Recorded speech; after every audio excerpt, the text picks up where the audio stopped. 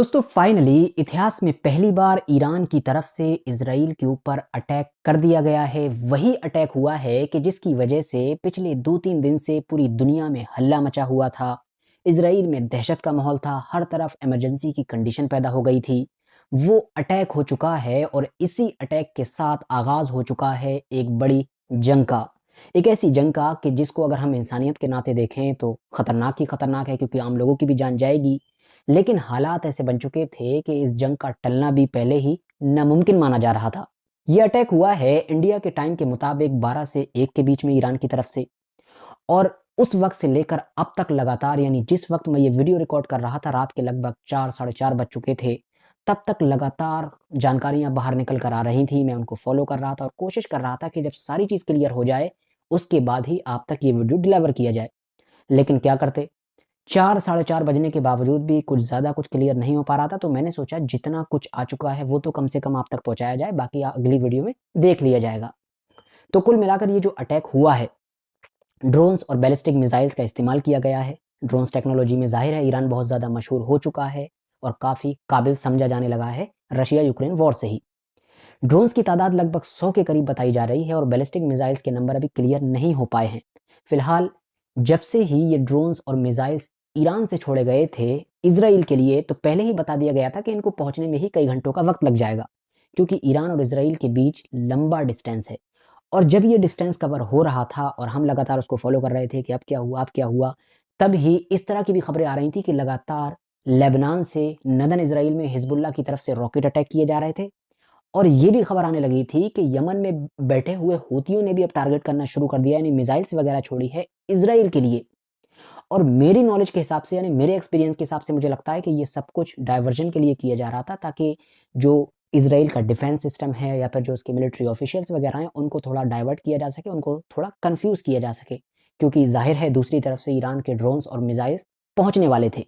हमले के फौरन बाद ही, यानी जब ये खबर कंफर्म हो गई कि भाई हमला हो चुका है ईरान की तरफ से, तो नेतन्याहू बाहर निकल कर आए, उनके प्रधानमंत्री, और उन्होंने कहा कि ये जो हमला हुआ है हम पूरी तरीके से इसराइल को डिफेंड करेंगे, मतलब हर हर काम करेंगे कि जिसके ज़रिए से इसराइल को इस हमले से बचाया जा सके। और हम लोग स्ट्रांग हैं, हमारा देश स्ट्रांग है, हमारे सिटीज़न स्ट्रांग हैं, और ईरान को जो है भरपूर जवाब दिया जाएगा, उससे भरपूर बदला लिया जाएगा। साथ ही साथ उन्होंने अमेरिका, यूके, फ्रांस समेत सारे देशों का शुक्रिया अदा किया कि जो उनके साथ खड़े हुए हैं, यानी इसराइल के साथ, या फिर पहले से खड़े होते आए हैं। वैसे इन देशों का तो शुक्रिया अदा करना बनता भी है मेरे हिसाब से, क्योंकि इनके बगैर इसराइल है ही क्या, पूरी दुनिया जानती है, पूरी दुनिया देख चुकी है। और अमेरिका का जहाँ तक मामला है, तो मुझे लगता है अमेरिका का तो शुक्रिया इन्हें और स्पेशली अदा करना चाहिए, क्योंकि अमेरिका की हेल्प के बगैर तो ये लोग शायद मेरे अनुसार टॉयलेट भी नहीं जा सकते हैं। मुझे पता है आप लोग हँसेंगे, लेकिन यही रियलिटी है, क्योंकि अमेरिका की हेल्प के बगैर इसराइल कुछ नहीं कर सकता है, किसी काबिल नहीं है। फिलहाल अटैक लॉन्च होने के फौरन बाद ही, मतलब ड्रोन्स और मिसाइल्स वगैरह इसराइल में पहुंचे भी नहीं थे, उससे पहले ही यूके की तरफ से कंडेम कर दिया गया कि हम इस हमले को कंडेम करते हैं जो ईरान ने इसराइल के ऊपर किया है। और हँसने वाली बात यह है कि ये वही लोग हैं कि जिन्हें 12-13 हज़ार मासूम बच्चों को शहीद किया गया, वो दिखाई नहीं देते, लगातार हथियार दे रहे हैं और हर मामले में कानूनी तौर पर भी इसराइल का साथ दे रहे हैं। 32,000 से ज़्यादा बेकसूर लोगों की जान ले ली गई, जेनोसाइड हो रहा है वहाँ पर, इन्हें कोई मतलब नहीं है। लेकिन ईरान को कंडेम कर रहे हैं, उस ईरान को कि जिसने हमला किया ही तब है कि जब उसकी एम्बेसी पर हमला हुआ है सीरिया के अंदर, जहाँ पर उसके 11 लोगों की जान गई है, तो उसको ये कंडेम कर रहे हैं। यूके ने भी कंडेम किया, फ्रांस ने भी कंडेम किया। यूएसए की तो बात ही मत कीजिए, उन्होंने पहले तो, बाइडेन अंकल ने हर कोशिश कर ली कि पहले ही ईरान को रोक लिया जाए, वो हमला ही ना करे, कभी धमकाया, कभी अंदर फ़ोन के ज़रिए से मनाने की कोशिश की, चाइना से कहा, टर्की से कहा, सऊदी अरबिया से कहा, और जब बात नहीं बनी, ईरान ने हमला कर ही दिया है, तब अब कोशिश कर रहे हैं वो कि किसी तरह से ये जितने भी ड्रोन्स और मिसाइल्स छोड़ी गई हैं, इनको पहले ही रोक लिया जाए, ताकि इसराइल तक पहुँचे ही कम, और जब कम पहुँचेंगी तो वहाँ पर भी कुछ इंटरसेप्ट हो जाएँगी, तो इसराइल को नुकसान ही कम पहुँचेगा। लगातार जब उसके ड्रोन्स और मिसाइल्स रास्ता में थे, तो इनके जो जेट थे अमेरिका वगैरह के, इनका जो एयर डिफेंस सिस्टम था पूरे मिडिल ईस्ट में, हर जगह एक्टिव थे ये लोग, और ज़्यादा से ज़्यादा कोशिश कर रहे थे रोकने की, और इन्होंने रोके भी बहुत सारे। बात करें मिडिल ईस्ट की, तो आपको पता होगा कि गल्फ कंट्रीज़ जैसे कि कुवैत, कतर, इन्होंने तो पहले ही अमेरिका से मना कर दिया था कि भाई जो कर रहे हो करते रहो, हमसे दूर रहना, अगर ईरान से कोई जंग होती है तो हमारे पास मत आना, हमारा एयर बेस मत यूज़ करना, जो तुम्हारा यहाँ पर मिलिट्री बेस है, एयर स्पेस मत यूज़ करना, वरना ईरान हमारी जान को आ जाएगा, तुम तो जो करोगे भाग जाओगे, हमारे पड़ोस में बैठा है वो हमें परेशान कर देगा बाद में। तो इन लोगों ने तो मना कर दिया था, बाद में खबर आई टर्की ने भी मना कर दिया कि भाई हम ईरान के खिलाफ अपना मिलिट्री बेस जो तुम्हारा यहाँ पर है वो या फिर एयर स्पेस वगैरह यूज़ करने की इजाज़त नहीं देंगे, तुम यूज़ नहीं करने देंगे।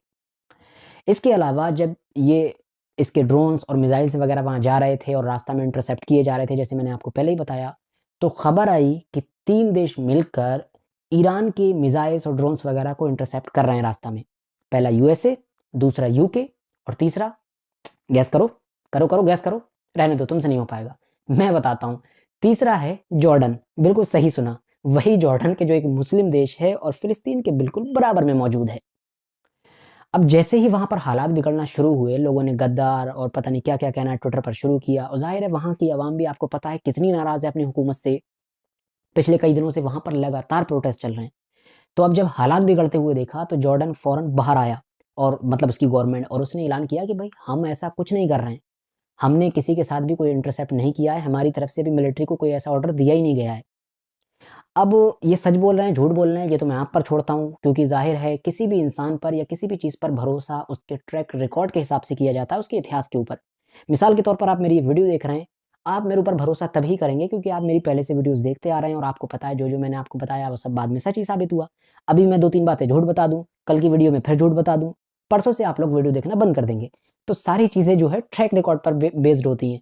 तो अब जॉर्डन के ऊपर आपको भरोसा करना है, नहीं करना है, यानी उसने वाक़ई वो इंटरसेप्ट कर रहा है, नहीं कर रहा है। ईरान के जो अटैक है उसको जो फ़िलिस्तीनियों के सपोर्ट में किया जा रहा है, ये तो उसके ट्रैक रिकॉर्ड पर ही बेस्ड माना जाएगा। फ़िलहाल फिर भी रिपोर्ट यही है कि ईरान के एक ऑफ़िशियल ने एक न्यूज़ हाउस को बताया है कि हम लोग जॉर्डन का जो मूवमेंट है उसको भी मॉनिटर कर रहे हैं। अगर हमें उसका एंगेजमेंट दिखेगा, यानी हमें दिखेगा कि ये भी कुछ खुराफात कर रहा है हमारे खिलाफ, तो हम उसके खिलाफ भी एक्शन लेंगे, वही हमारा अगला टारगेट होगा। कुल मिलाकर जिस वक़्त ये वीडियो रिकॉर्ड हो रहा था, इज़राइल के हालात कुछ ज़्यादा ही ख़राब हो चुके हैं। हर तरफ इमरजेंसी का माहौल है, लोग इधर-उधर भाग रहे हैं, बस शेल्टर तलाश कर रहे हैं और पनाह ले रहे हैं कहीं सुरक्षित जगह पर। स्कूल्स को बंद कर दिया गया है, ज़्यादातर इलाकों में इमरजेंसी डिक्लेयर कर दी गई है। जो फ़ॉरेन मिनिस्टर हैं इज़राइल के, उनके जितने भी दौरे थे, उनको रद्द कर दिया गया है। अमेरिका में भी हलचल दिखाई दे रही है, जो बाइडेन हैं, उनको फ़ौरन बुला लिया गया है। वो लगातार जो सिक्योरिटी से जुड़े हुए लोग, यानी मिलिट्री से जुड़े हुए लोग हैं, उनके साथ मीटिंग कर रहे हैं और भी अलग-अलग तरह की वहाँ पर कार्रवाइयाँ शुरू हो चुकी हैं। स्पेशली जो ईलात का इलाका है, मतलब इज़राइल का सदर्न साइड जो है, या फिर जो गोलान हाइट है, यानी जो सीरिया का है और जिस पर कब्ज़ा कर रखा है और जो नॉर्थ साइड में है, वहाँ पर तो ऐसे हालात हैं कि सख्त ऑर्डर दिया गया है कि किसी भी हालत में लोगों को बाहर निकलना ही नहीं है। फ़ौरन शेल्टर में रहो, यानी कि बंकर वगैरह में रहो, बाहर नहीं आना है। यानी यहाँ पर सबसे ज़्यादा खतरा बताया जा रहा है। वीडियो रिकॉर्ड करते वक़्त ही एक खबर और आ चुकी है कि ईरान ने ऑफ़िशियली यूएन को पैगाम भेजा है कि हमारा ये जो अटैक है, हमारा ये जो ऑपरेशन है इज़राइल के खिलाफ, ये आर्टिकल 51 के तहत है, यानी यूएन का जो चार्टर है उसके 51 आर्टिकल के तहत है। इसका मतलब ये हुआ कि हमें अपने आप को डिफेंड करने का अधिकार है और ये डिफेंस में है, ना कि ऑफेंस में। क्योंकि पहले हमारे ऊपर अटैक हुआ था सीरिया में, यानी सीरिया के शहर दमिश्क में हमारी एम्बेसी पर अटैक हुआ था, उसके बाद ही हम ये अटैक कर रहे हैं और हमको ये हक है, हमारा ये राइट है कि हम अपने आप को डिफेंड कर सकें। इतना ही नहीं, ईरान ने तो ये भी कहा है कि अगर इज़राइल फिर से कार्रवाई करता है तो उसके ऊपर और भी खतरनाक रिटेलिएशन होगा, यानी और भी खतरनाक कार्रवाई की जाएगी। जाते-जाते एक खबर और बता दूं कि रिपोर्ट्स दावा कर रही हैं कि जॉर्डन और टर्की ने अपनी फ़ौज को हाई अलर्ट पर रखा है। अब मेरी समझ में नहीं आ रहा है कि इन दोनों ने हाई अलर्ट पर क्यों रखा है? इनको ऐसा क्या काम हो सकता है इनकी फ़ौज को? इन्हें तो वैसे भी अंदर-अंदर से सब कुछ मिले हुए हैं ही ये, तो इन्हें तो वैसे भी हाई अलर्ट पर रखने की या ना रखने की कोई ज़रूरत है ही नहीं। इसके अलावा इनसे मिलिए, ये हैं अर्जेंटीना के प्रेज़िडेंट, ये अभी कुछ वक़्त पहले ही अर्जेंटीना में आए हैं और ये कुछ ज़्यादा ही प्रो अमेरिका और प्रो इज़राइल माने जाते हैं। अभी कुछ वक़्त पहले इज़राइल में गए थे तो उनकी रोते हुए तस्वीर वायरल हुई थी, बहुत ज़्यादा इमोशनल हो गए थे। और प्रो अमेरिका इतने ज़्यादा हैं कि अगर इनका बस चले तो ये पैरों में उनके पानी डालें और फिर उसे पी जाएँ। मतलब अमेरिकी राष्ट्रपति के इतने ज़्यादा प्रो अमेरिका हैं।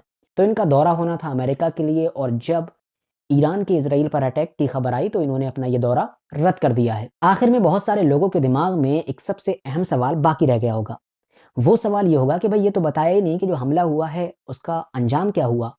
कितने जो मिसाइल्स और ड्रोन्स थे वो इज़राइल तक पहुँच सके और कितने बीच में इंटरसेप्ट हो गए, जो पहुँचे उनसे कुछ नुकसान हुआ भी या नहीं हुआ।